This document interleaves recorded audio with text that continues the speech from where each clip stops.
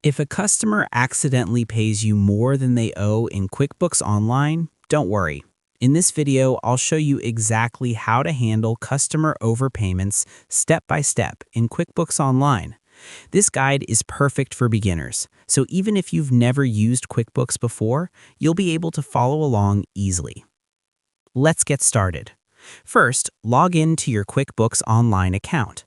From the left-hand menu, click on Sales and then select Invoices. Now, open the invoice that was overpaid. If the customer paid more than the invoice amount, QuickBooks automatically records the extra amount as a credit. You'll see that the invoice is marked as paid and the additional amount will show as an unapplied credit in the customer's account.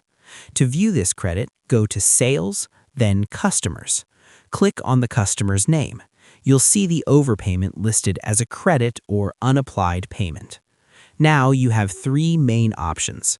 Option 1, apply the credit to a future invoice. When you create a new invoice for the same customer, QuickBooks will automatically show available credits on the right side. Simply select the credit to apply it, and the invoice balance will reduce accordingly. Option 2, refund the overpayment. Go to the plus New button at the top left. Under Customers, select Refund Receipt.